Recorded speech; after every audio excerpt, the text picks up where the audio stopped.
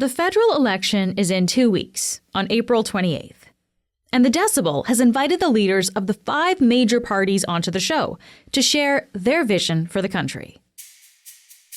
Today, we're talking to Jonathan Pedneault, the co-leader of the Green Party. In recent years, the Greens have made headlines for infighting, the defection of their first Atlantic MP, and the resignation of their former leader, Annamie Paul. Now, the party has 2 co-leaders, longtime leader Elizabeth May and Jonathan Pedneault.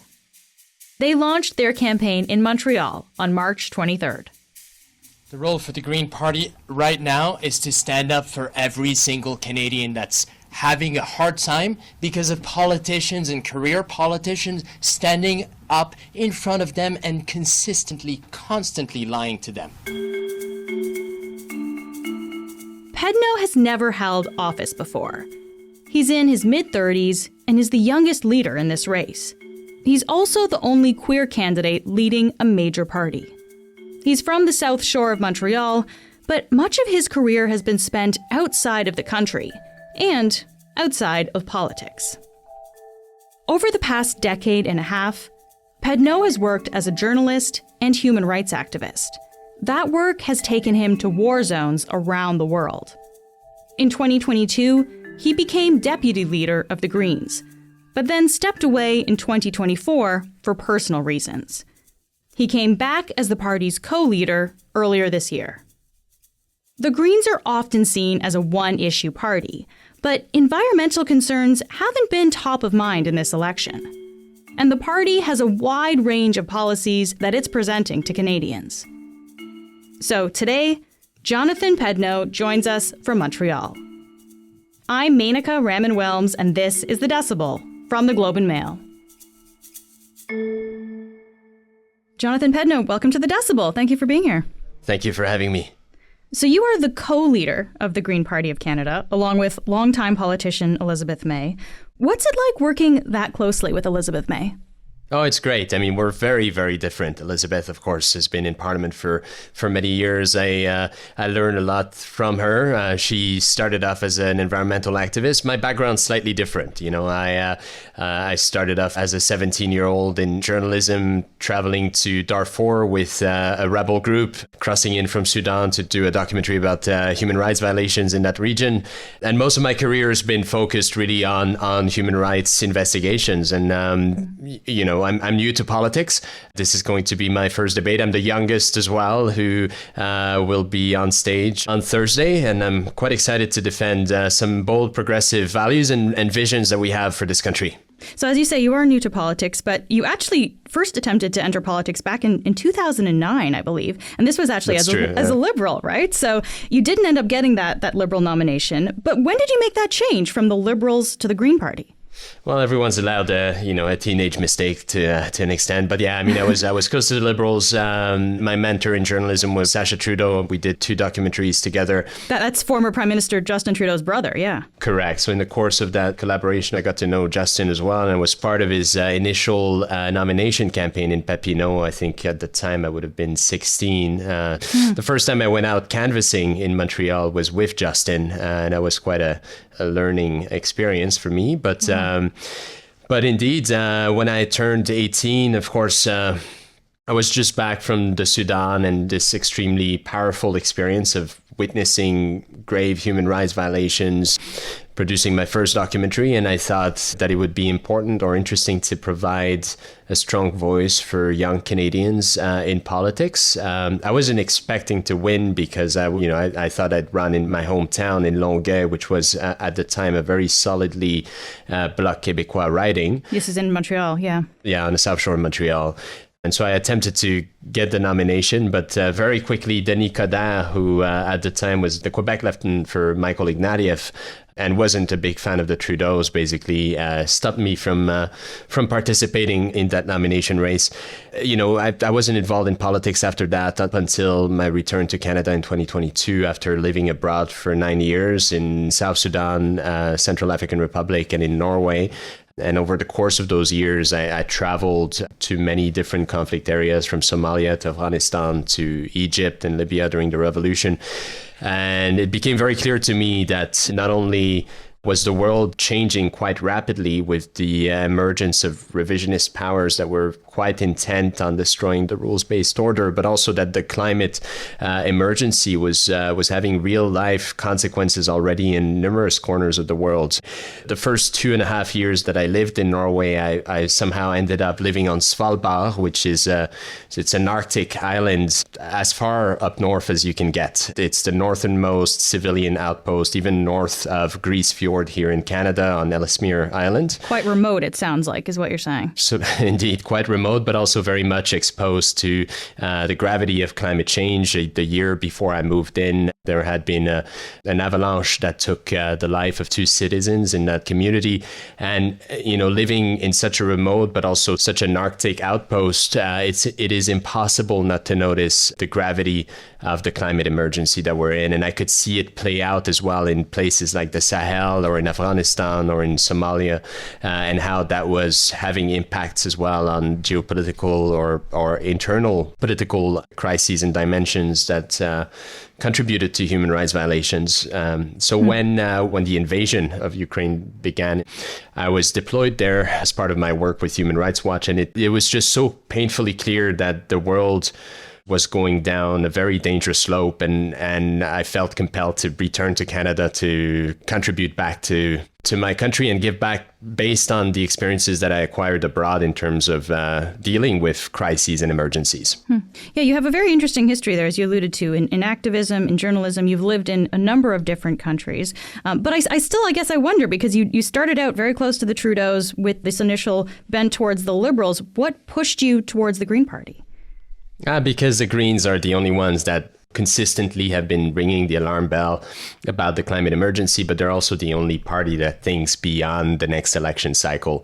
And one thing that was clear with Prime Minister Trudeau's period in power is that despite all the beautiful promises from 2015, we saw a number of them being broken. I think there is nothing more dangerous than people who pretend to be progressives but don't actually address the core deep issues at play. And is that what you see from the Liberals then? Oh, yes. Yeah, most certainly. And I got to know, of course, the Liberal Party quite closely during my teenage years. It's a party that is first and foremost preoccupied with the pursuit of power, oftentimes for the sake of power. And I don't want to diminish the amazing things that this party has brought to Canada. It is a party that's been at the forefront of several important progressive measures that, led to this country being one of the best on earth. But for the past 20 to 30 years, I'd say this is also a party that has verged towards managing rather than establishing a proper vision for Canada. And although I do think Justin tried to communicate a somewhat refreshed vision of what that country could look like, he did so in a very performative way without addressing the deep issues when it comes to inequality, but also the climate emergency. And I think that contributed significantly to the cynicism that a lot of young people have towards politics, me included, and certainly means that I have no interest whatsoever to join the Liberal Party. Or for me, I think politics first and foremost is about ideas and values. It is also, of course, about gaining power. But one thing that's been very clear for me is that members of parliament like Mike Morris in Kitchener Centre, Elizabeth May in Saanich Gulf Islands, Paul Manley in Nanaimo. These are the two current Green MPs in Parliament, yeah. Correct. They've been able to have significant influence on the discussions that take place in the House of Commons. They've been able to provide significant amendments to bills because they do the work, and they do the work representing their constituents first and foremost. And I think that's what politics should be about. Let me ask you more about that then, because we know that elections are mostly fought in this country between the Liberals and the Conservatives, but we do have 5 main parties, right? So what do you see as the role of the Green Party? This is a party that is currently polling at around 2.5%. But what is your role? Our role is really to bring forth solutions and ideas that the bigger parties oftentimes fail to see or grasp because they are so concerned about immediate polling and about the immediate crises. And you do not build the country or do not face a crisis simply by focusing on the next day. You need to have contingency plans. You need to prepare for the next week and the next year and the next decades. That's how we build a country. That's how the great men and women that contributed so significantly to the construction of today's Canada were thinking. And I'm concerned that for the past several decades, we've had a significant lack of vision in Canadian politics. Cynically, I think someone might say, though, this sounds a lot like what the NDP say, right? And they're much bigger than the Green Party is. So what is the Green Party offering that players like the NDP are not doing? Honesty and ethics. I'd say that we also don't pretend as though we're going to form government, right? We don't go around saying, oh, I'm running to be the Prime Minister of Canada. We have a different approach to Canadian politics, one that's perhaps more authentic with how our constitution is designed. Canadians right now, they will be asked to vote for members of parliament. No, unless you live in Mark Carney's riding or in Pierre Poilievre's riding, you're not voting for Carney or Poilievre. You're voting for someone who will be tasked with representing you and your community for the next 4 to 5 years, right? And it's an important job, and one that I think, a lot of Canadians eventually in the course of their life, they need some help from their MP to navigate the complexities of federal bureaucracy. And they also want their MPs to actually take the time to read the bills before they vote. They want their MPs to be able to stand up in defense of their communities. That's why we have the system we currently have, where an MP from Newfoundland and Labrador will not necessarily have the same input from his citizens as one from Toronto or one from the Yukon, because our country is so diverse. It contains multitudes, and these multitudes should be represented in Ottawa. The problem is that the big parties for many years now, they've been imposing this extremely top-down structure with extreme centralization of power in the hands of the leadership, especially when they're in government through the Prime Minister's office. And we would like to see more Canada in Ottawa and maybe a bit less Ottawa in the rest of Canada. And that really informs how we operate as Greens. I am not the boss of Mike Morris or Elizabeth May. We work collaboratively. We work through consensus as much as possible. And when we cannot find consensus, as long as we are within the remits of our 6 core values and the progressive vision that we defend, then it is still possible for MPs to vote in different ways according to what best represents their communities. And that's what parliamentary politics in a country so diverse as Canada should be about, first and foremost. We'll be right back.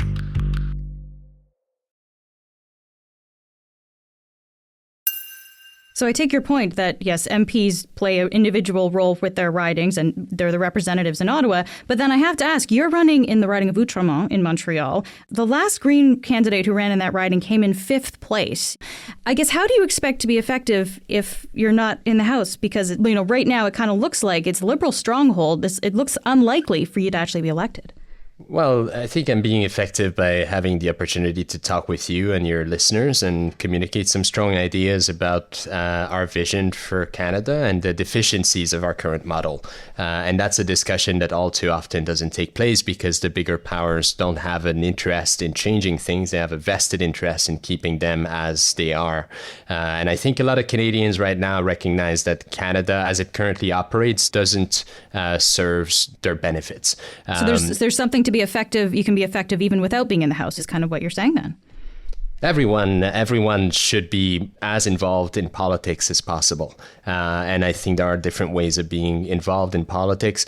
I think it's important to speak the truth. And I think that Canadians are not as cynical as some media would have them be sometimes. I think Canadians, and especially here in Quebec and in Montreal, Montreal has been at the forefront of progressive change in this country. It was the first riding, Outremont, to send a neo-Democrat to the House of Commons in Quebec, from Quebec. The reception we're getting at the doors and in the street is phenomenal right now. I think people want to have strong voices that will represent their interests in Ottawa. And I think a lot of people are also just tired of the kind of toxic politics that Pierre Poilievre is bringing to the House, and that, frankly, I want to say the cynicism that the Liberal failures created. I think people want some change, and I think some people are ready to vote for it. And that's what we're banking on. But more importantly, for me, an election campaign is about an exchange of ideas, and it's about presenting a vision of what Canada should look like. It's also about not pretending as though any single person, man or woman, has all the answers to all of the problems that Canada faces right now. We're faced with serious crises, from the climate emergency to the tensions that arise from the country south of the border. And any person, whether it's Mark Carney or Pierre Poilievre, who stands up in front of Canadians and say, oh, I know how the world works, or I have all the answers, that's a dangerous narrative to peddle. I think the Canadian answer to this is more democracy at home, is more diversity in Parliament, and is certainly not sending a majority government in some sort of tweaked two-party system in Parliament. We consistently have these false majority governments. What does that mean, a false majority? It means a majority government elected with less than 50% of the popular vote in Canada. And that is how our system works, though, right? The first past the post system, that is the way that works. Indeed. And Justin Trudeau promised several hundreds of times to change it in 2015, and in the end never did, because, of course, this system benefits the big parties. But I think it also fuels a lot of cynicism and mistrust towards institutions when roughly 60% of the votes from Canadians don't end up having a significant influence on neither the government or the composition of Parliament. Can I just jump in here, though, because you mentioned the big ideas and the vision for Canada that your party has. I want to ask you about some of that. And you mentioned Donald Trump, so I think we should start there. The Green Party has actually, you have an extensive outline of the plan of how to respond to the U.S. and Trump.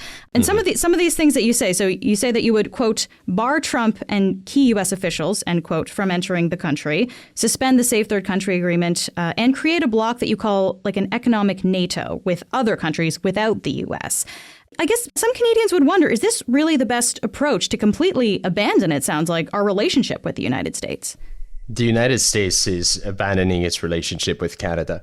We have a president south of the border, completely unstable, who says and has said several times that he wants to annex Canada. We know that we have here strategic resources that the U.S. will want, and even more so with climate change. And we remain the custodians of 2% of the waters on this planet. And we know that there are several shortages. We've heard the president of the United States say on numerous occasions that British Columbia needs to open up the faucet to help California.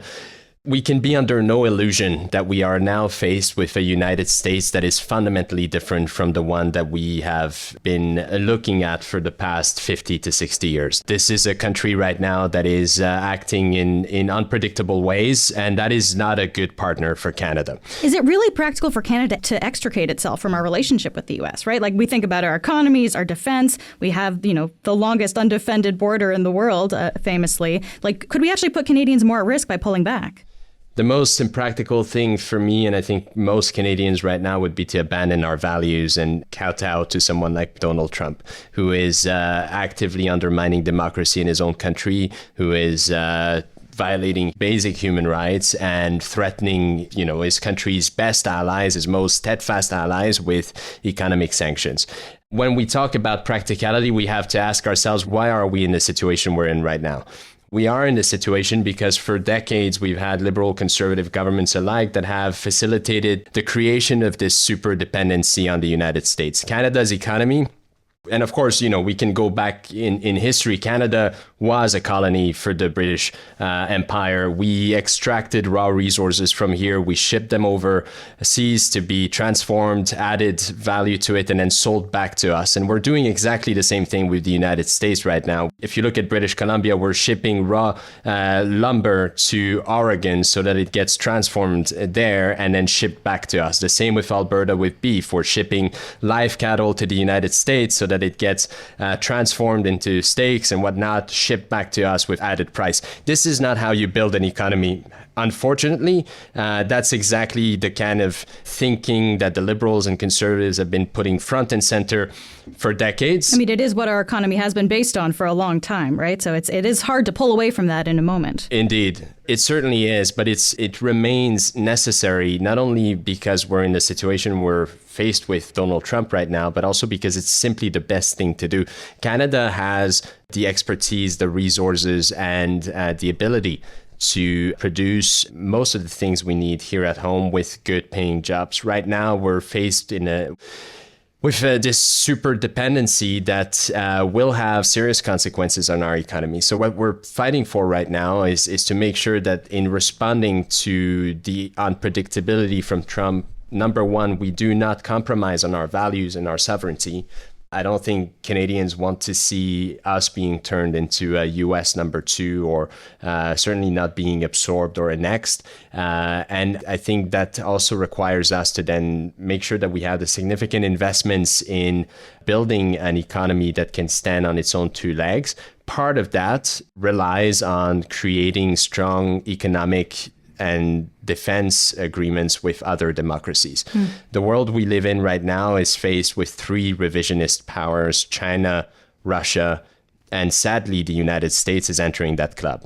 And other smaller nations, from France to Ukraine to Korea, Japan, the Philippines, Australia, New Zealand, we're all faced with those same challenges of how do we navigate this world where these massive superpowers are threatening the ideals that our societies are based on, namely democracy and the respect for sovereignty. So you make a point that we need to have an economy that can stand on its own two legs, which I think a lot of Canadians would agree with, right? Like in this election, there hasn't been so much focus on environmental policy, but there has been a lot of focus on energy independence, a lot of talk about pipelines. I know that you have said there should be no more pipelines, but I wonder, what do you suggest we do instead to increase our energy independence? When people like Carney and Poilievre say we need to build more pipelines, they're talking about spending our public money, billions of dollars of it. And, you don't need to look farther than TMX to know that it's going to cost several billions of dollars to build these pipelines. They're talking about using our public money to fund an industry that is quote unquote Canadian, but that is actually owned at 70% by foreign interests, most of them in the United States. So basically they're talking about taking our taxes money and put it in the pockets of people south of the border. And I simply fundamentally disagree with that, not only because in the current context, that's the wrong thing to do, but also because when it comes to climate change, we are seeing several communities throughout the country that are affected by climate change already, from wildfires to floods to the smoke that we had to breathe in Toronto and Montreal no longer than 2 summers ago.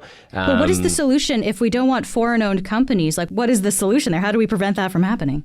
The solution is, when it comes to most of our resources, one thing that we have been proposing is strategic reserves. So establishing strategic reserves in crown corporations, especially with aluminum, potash, lumber, to help keep the mills running and invest in acquiring those assets to resell them later on the global market when the prices are higher, but to not export to the United States right now. The United States is acting as a bully, and it is trying to use economic force to obtain political objectives, namely, in our case, annexation, and we can simply not compromise or negotiate with that. We need to be strong, and we need to be ready to invest in protecting the jobs and protecting our resources. That would decimate a lot of our industries, though, if we're cutting exports to the United States. I mean, they're such a huge buyer of our goods.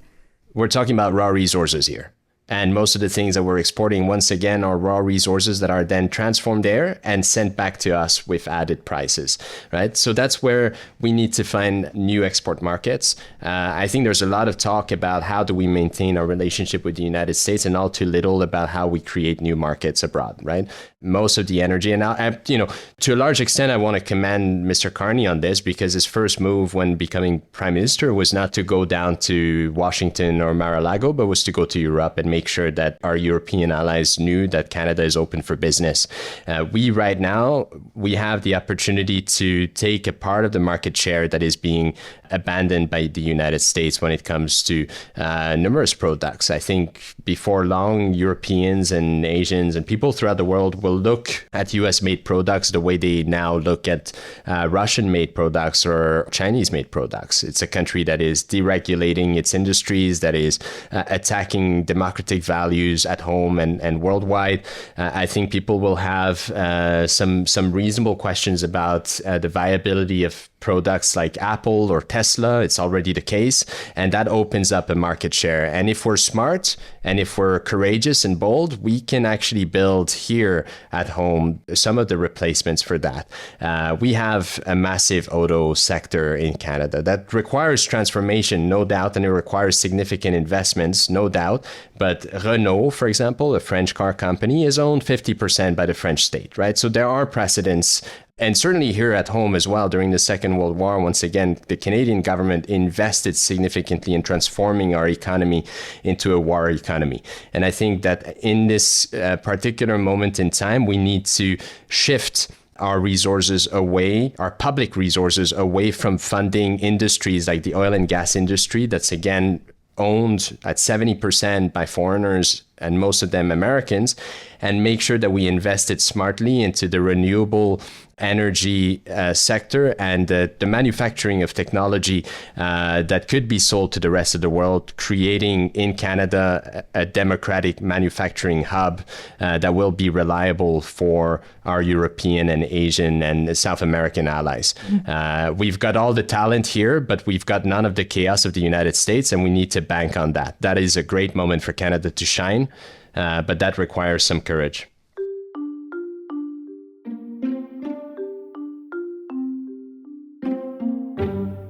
I want to ask you about one of your other proposals related to the economy. This is actually specifically to address cost of living issues. This is a $40,000 tax-free income threshold, meaning that the government would only apply taxes beyond earnings of $40,000.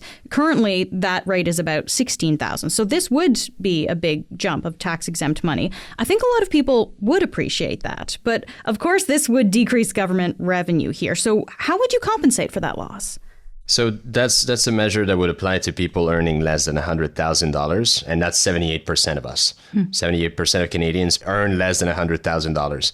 Indeed, it is a loss for the public treasury, and that is a loss that we're proposing to recoup by bringing the corporate income tax for big businesses back to 21%. So just a small history here. Our corporate tax rate in Canada in the 50s was between 40 and 50%, and it slowly decreased in the 80s, and especially in the 90s under Jean Chrétien and Paul Martin. It went from 28 to 21%. Stephen Harper cut it from 21 to 15%, and Justin Trudeau kept it at 15%. And the argument here was to say, well, it's going to bring in investments and good paying jobs for Canadians, is the whole trickle down narrative that we've heard over and over again from, proponents of this neoliberal approach. But wouldn't that argument still stand, though? Like, especially at a time when we're focused on building Canadian business? No, it certainly doesn't, because we've seen over and over again, and for decades now, that while the wages have been stagnating throughout Canada, but the profits of these companies have been increasing. Not only their profits, but the size of their assets as well.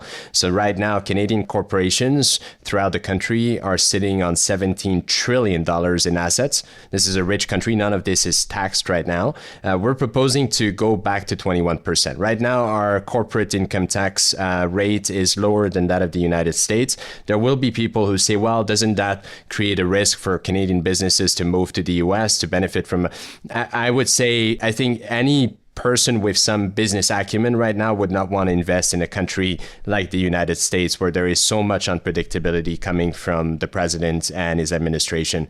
Canada has a rule of law, has a social net, and has a stability that is necessary for enterprises and businesses to thrive, but they need to contribute back to it. And right now, what we've seen is that for the big businesses, we've seen an accumulation of wealth in the hands of very few people. It's 90 families in Canada that own as much as 12 million of us, which is, to me, simply unacceptable. And we need to reverse that balance. Hence, the need to reduce income tax for individuals. Because right now in Canada, all of us collectively, we pay $200 billion in income tax to the federal government. Corporations, they pay $90 billion. So that's less than half than all of us pay to the federal treasury. And yet we see tens of billions of dollars in subsidies that go from the federal government, from our tax money, into those businesses. Something is not right. That's money that can be used to build homes. That's money that can be used to invest in common ventures that are owned partly by the public to transform our economy. That's something that can be used to transform our economy away from fossil fuel dependency into the energies of the future. The money is here, but for decades it's been misspent by conservative and liberals alike, who very much like to give tax breaks to their friends and sadly haven't contributed nearly enough to reducing inequality and protecting workers in this country. And that has significant impacts down the road for democracy and for climate change, and that's something we're trying to fix. Going into this election, what does success look like for the Green Party after April 28th? Well, we want to make sure that we have Elizabeth May, Mike Morris, Paul Manley, Nanaimo, myself. We want to have a strong contingent in Ottawa. But for me personally, the most important thing is to make sure that we shift the political narrative a bit in this country. We have these big parties right now that have the nerve of telling Canadians that now is the time for them to reduce their public spending, that we need to tighten our belts after decades of providing these corporations with tax breaks. I think this is completely unacceptable. Canada can live up to its promise of not leaving anyone behind, but that requires some strong advocates for people in the House of Commons. That requires a diversity of views in the House of Commons, and that will only be achieved if we make sure collectively that we do not send a majority government in the House of Commons after this next election. And just lastly here, you've been living in Norway for the last few years. So do you plan to stay in Canadian politics if, by chance, you don't win your seat in Outremont? For now, I'm focused on April 28th, and I'm asking for the people of Outremont to give me a chance to represent them in Ottawa. I want to serve my country, and I'll find every possible way I can to continue to do that. I think we'll leave it there. Jonathan Pedneault, thank you so much for taking the time to be here. Thank you. Thanks a lot. That's it for today. I'm Menaka Raman-Wilms. Our associate producer is Azure Sauter. Our intern is Olivia Grandy. Our producers are Madeline White, Michal Stein, and Ali Graham. David Crosby edits the show. Adrian Chung is our senior producer, and Matt Frainer is our managing editor. Thanks so much for listening, and I'll talk to you tomorrow.